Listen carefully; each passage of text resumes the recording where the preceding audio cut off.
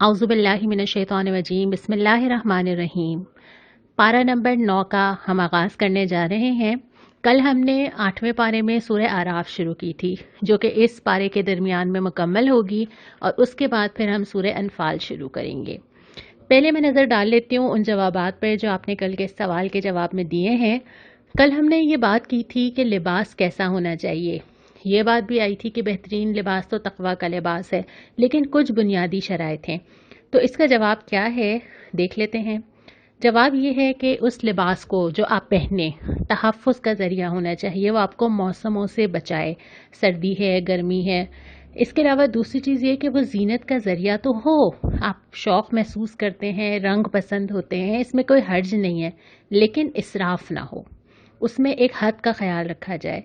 तीसरी बात यह कि वो जिस्म को ढांकने वाला हो, बहुत चुस्त ना हो। और चौथी चीज़ ये कि वो किसी गैर मुस्लिम कौम से या किसी और मज़हब से या उनके शायर से मुशाबिहत ना रखता हो। ऐसा ना हो कि उसको देख के ख्याल आए कि किसी और मज़हब की नुमाइंदगी कर रहा है। तो इन चीज़ों का ख्याल रखते हुए आप कोई भी लिबास पहन सकते हैं। अब हम आते हैं अपने सिपारे की तरफ। पारा नंबर 9 शुरू होता है। बिल्कुल ही इब्तिदा में अल्लाह ताला ने ज़िक्र किया कि जब हम किसी कौम के ऊपर कुछ सख्ती या तंगी या मुसीबत लाते हैं तो वो क्यों लाते हैं। मुख्तलिफ़ कौमों को अल्लाह ताला ने मुख्तलिफ़ तरीके से आज़माया, मुख्तलिफ़ हालात आए। हर एक कौम ने, किसी ने भूख से, किसी ने खौफ से, जो हम सूरह बकरा में पढ़ रहे थे कि अल्लाह ताला तुम्हें मुख्तलिफ़ हालात से आज़माइश में मुब्तला करेगा। तो जब अल्लाह ताला किसी भी कौम को तंगी या सख्ती में मुब्तला करते हैं तो इसका एक मकसद होता है।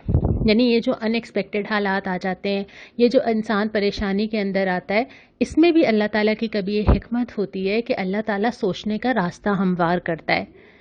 अल्लाह ताला ये मौका देता है कि इंसान रुक के सोचे, इंसान के अल्लाह को पुकारे और इंसान के जहन में ये सवाल पैदा हो कि मैं इस सारी मुश्किल से कैसे निकल सकती हूँ, मुझे किसकी मदद चाहिए, कौन है जो मेरे लिए आसानी कर सकता है, कौन है जो मेरी मदद कर सकता है। और फिर लोगों के अंदर आजिज़ी पैदा हो। ये जो मुश्किल हालात होते हैं ना, ये इंसान के अंदर आजिज़ी पैदा करते हैं। और हम शुरू से पढ़ते चले जा रहे हैं, बल्कि आपको शायद याद भी होगा कि हमने कल ये मिसाल पढ़ी थी कि अल्लाह ताला ने हज़रत आदम और शैतान दोनों के वाक़यात सुनाए और ये बताया कि शैतान के अंदर जो किब्र था, उसने उसको हक़ कबूल करने से रोका, और हज़रत आदम के अंदर जो आजिज़ी थी, जो अल्लाह के आगे झुकना और अल्लाह की तरफ पलटना था, इसने गलती के बावजूद उनको अल्लाह की तरफ रुजू करने वाला और तौबा करने वाला बनाया, यहाँ तक कि अल्लाह ताला ने उनकी तौबा को कबूल कर लिया। तो ये जो आजिज़ी होती है ना, जिस इंसान के अंदर जितनी आजिज़ी होती है उतना ज़्यादा वो हक़ को कबूल कर सकता है, और जितना ज़्यादा जिस इंसान के अंदर किब्र होता है, किब्र से मुराद ये कि मैं, जिस इंसान के अंदर जितनी ज़्यादा मैं होती है उतना ज़्यादा वो हक़ को कबूल करने से रुकता है। उसके बाद फिर अगली चीज़ ये बताई कि अगर तुम चाहते हो कि ज़मीन और आसमान से बरकतें हासिल हों, कौन नहीं चाहता कि उसको बरकत मिले, और ये वो बरकत है जो कि मेजरेबल नहीं है। यानी कि आपके वक्त में जो बरकत होती है, कभी दिन इतना लंबा लगता है और कभी साल का पता नहीं चलता, कभी अल्लाह ताला ने इतनी सेहत के साथ रखा होता है और कभी छोटे हेल्थ इश्यूज शुरू हो जाते हैं। तो ये जो बरकत होती है ना, जिसको आप सिर्फ अंदाज़ा लगा सकते हैं, महसूस कर सकते हैं, नाप नहीं सकते, ये बरकत जो है ये अल्लाह ताला देता है। लेकिन इसकी बुनियाद क्या है? ईमान और तक़वा। ईमान दिल के अंदर और तक़वा की रविश पे अगर ज़मीन का निज़ाम बनाया जाएगा, अल्लाह के खौफ पे, अल्लाह की किब्रियाई पे, तो अल्लाह ताला वादा करता है कि ज़मीन और आसमान की सारी बरकतें दी जाएंगी।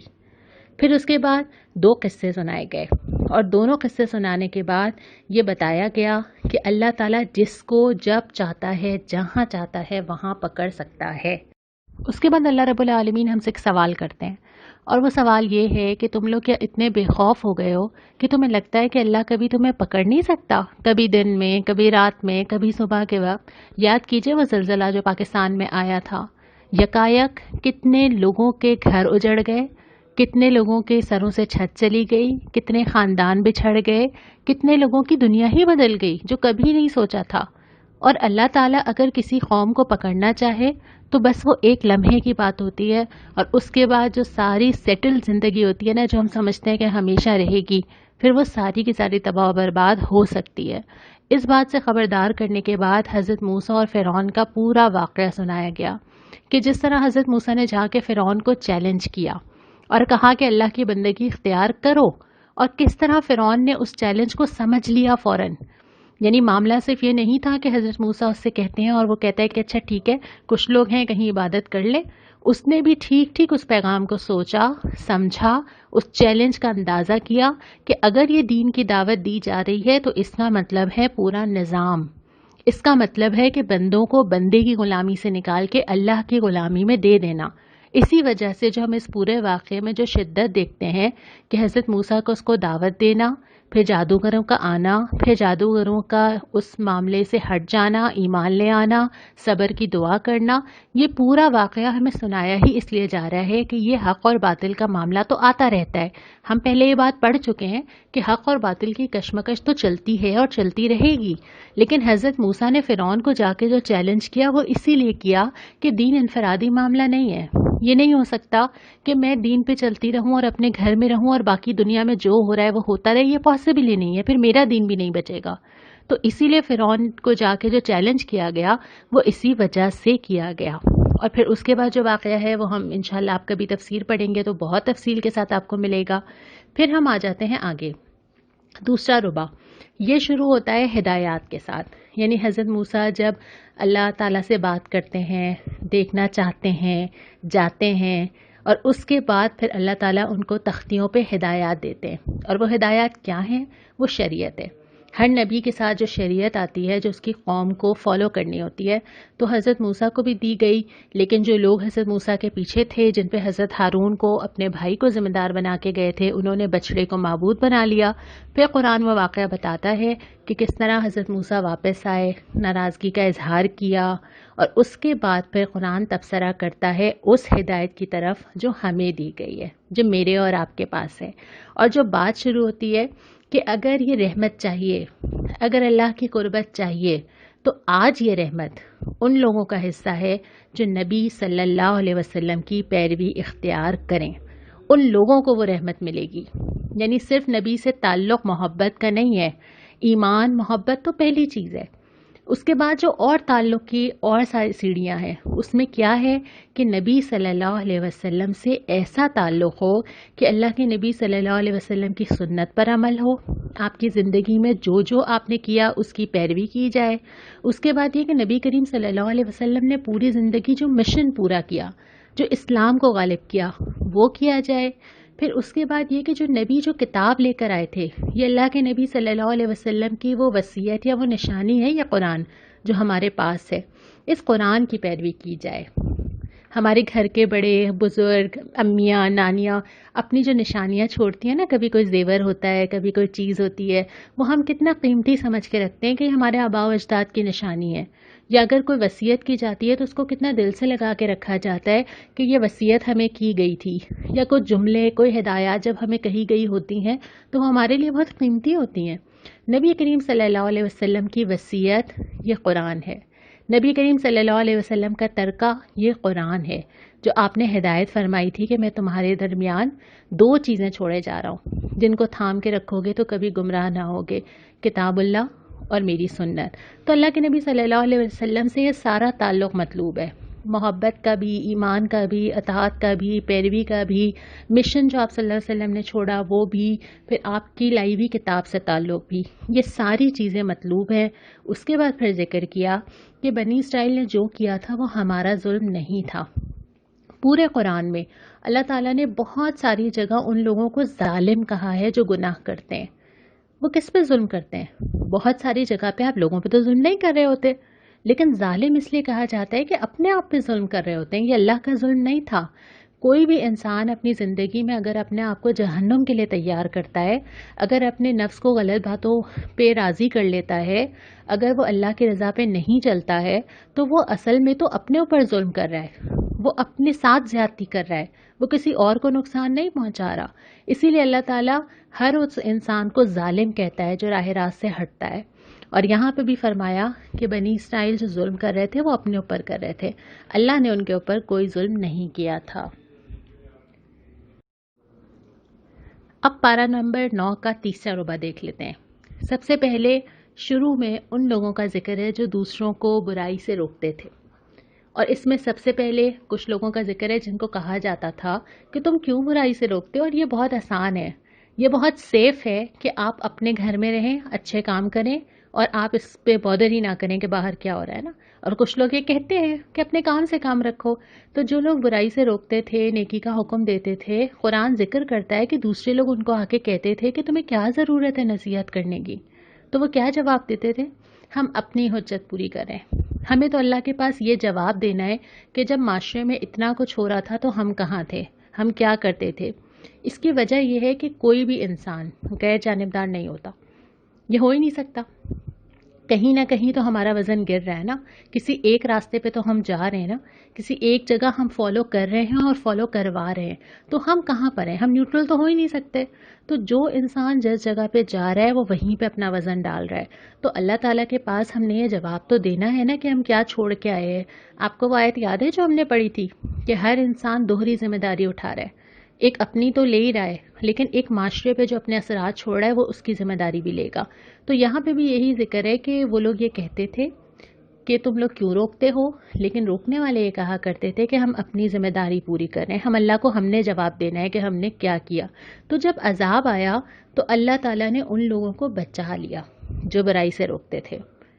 اور اس کے بعد پھر اس عہد کا ذکر ہے جو الستو بربکم، تمام ارواح سے عالم بالا میں اللہ تعالیٰ نے ایک عہد لیا تھا کہ کیا میں تمہارا رب نہیں ہوں، اور لوگوں نے کہا تھا کہ ہاں آپ ہمارے رب ہیں.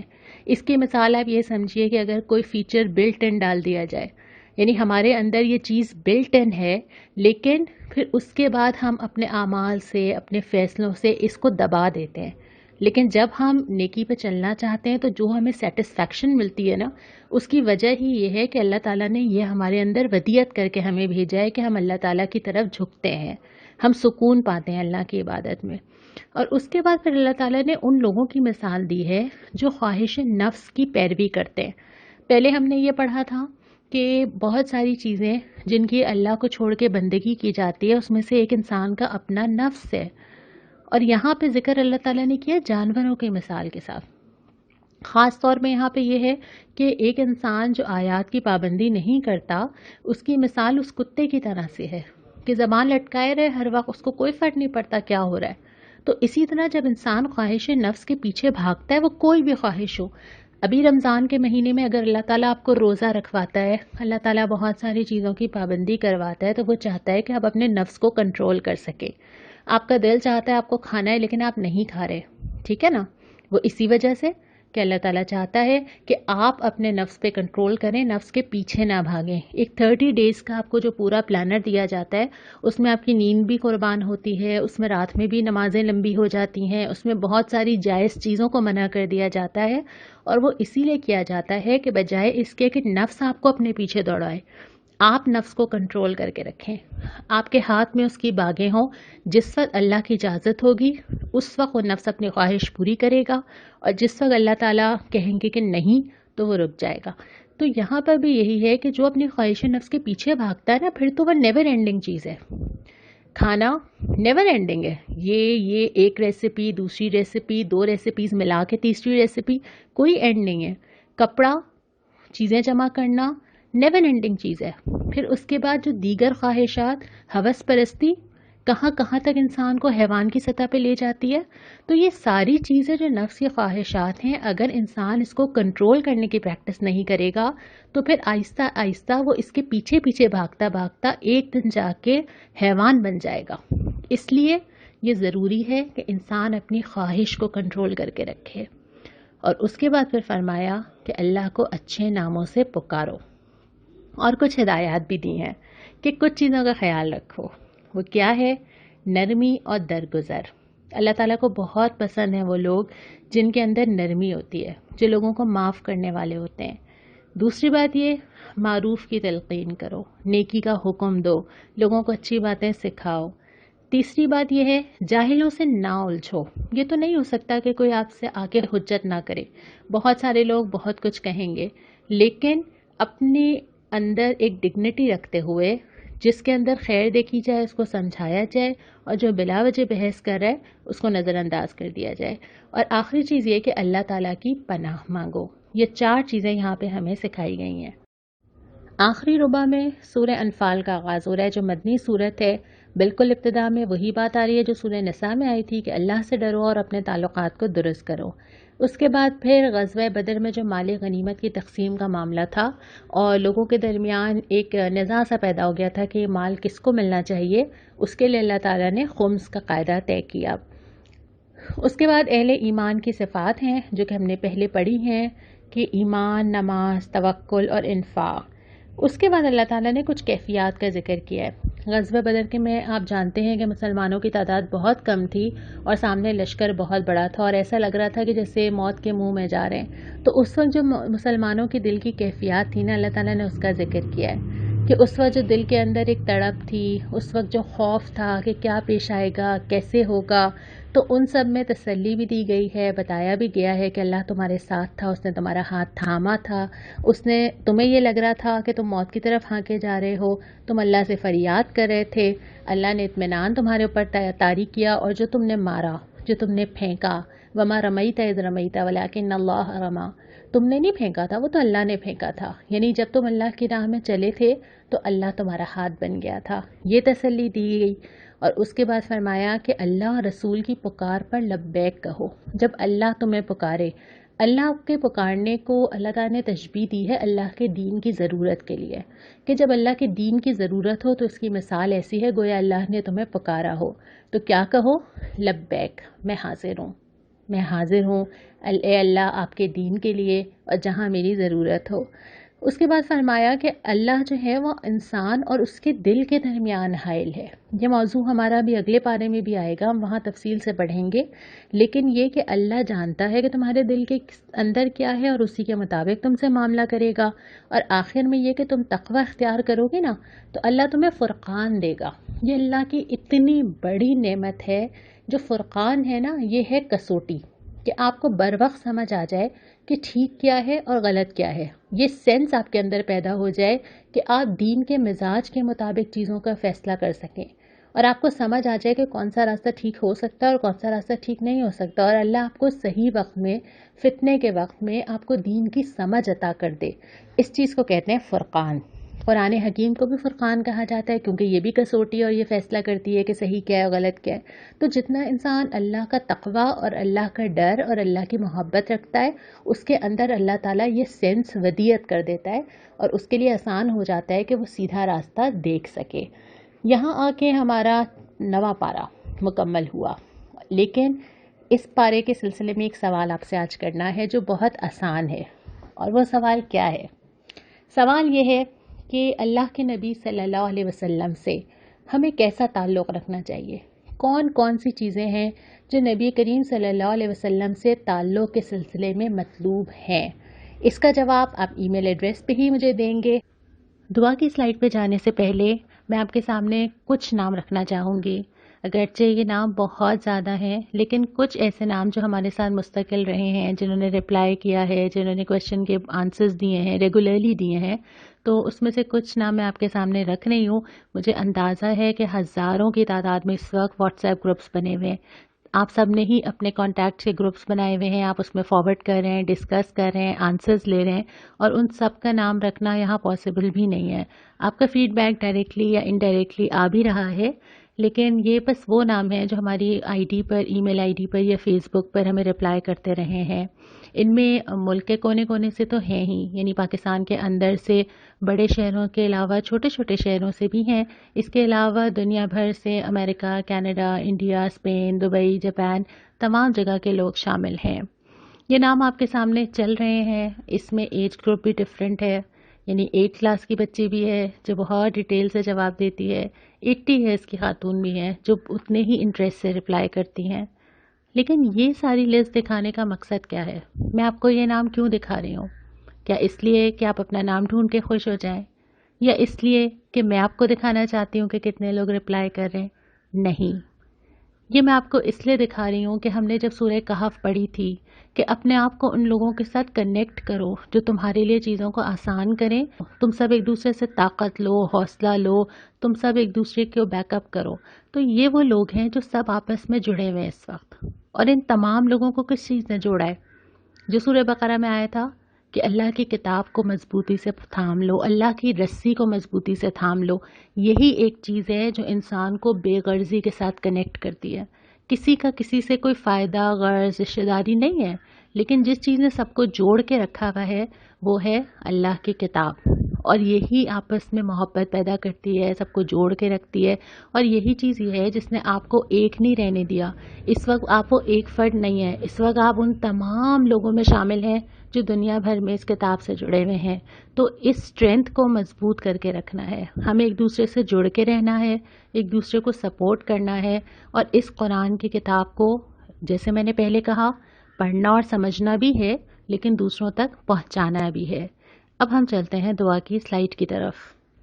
اور جو دعا آج کی ہے، یہ دعا سورہ اعراف کی 126 آیت میں ہے.